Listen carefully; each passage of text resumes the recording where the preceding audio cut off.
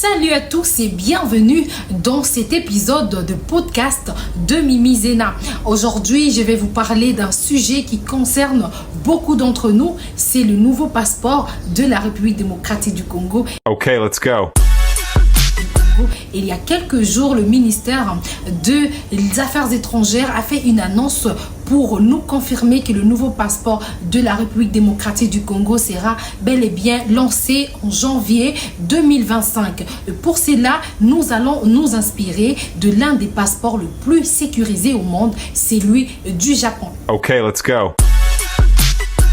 Nous savons que de nombreux Congolais viennent d'obtenir un passeport récent. La question qui se pose est celle de savoir comment ces deux types de passeports vont-ils cohabiter. Imaginez-vous que vous atterrissez à l'aéroport Charles de Gaulle et que vous croisez un Congolais qui a déjà utilisé un ancien passeport biométrique. Vous, de votre côté, vous avez un nouveau passeport. Comment cela va-t-il se passer au contrôle de sécurité ? Une autre question que les Congolais se posent, c'est celle de savoir qu'est-ce qui a changé dans le nouveau passeport. Alors, nous avons eu le temps d'essayer de relever pour vous le changement dans les nouveaux passeports. En s'inspirant du modèle japonais, le nouveau passeport congolais sera équipé des dispositifs de sécurité modernes pour protéger vos données personnelles et réduire les risques de fraude. Et là, nous allons dire que le passeport pourrait intégrer des éléments en relief sur la couverture et certaines pages rendant la contrefaçon plus difficile. De plus encore, de motifs culturels uniques et de couleurs spécifiques renforçant bien sûr l'identité nationale. Des hologrammes dynamiques pourraient être intégrés changeant d'apparence selon l'angle de vue, ce qui complique la falsification. L'utilisation d'encres spéciales qui changent de couleur ou qui sont visibles uniquement sous certaines lumières ajoutera bien sûr une couche de sécurité supplémentaire.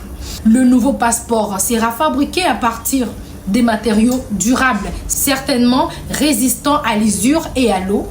Le passeport congolais sera conçu pour être compatible avec le système d'immigration et de sécurité de nombreux pays, facilitant ainsi les voyages internationaux. Et attendez, il y aura aussi un nouveau design. Imaginez des motifs culturels et historiques qui représentent vraiment la belle République démocratique du Congo. Qu'est-ce que vous en pensez? Avez-vous hâte de le voir? Moi, oui, en tout cas. Maintenant, parlons de la procédure de demande de ce nouveau passeport, selon, bien sûr, les informations que nous avons reçues du ministère des Affaires étrangères. Pour faire votre demande, vous devrez fournir une pièce d'identité valide et des photos récentes.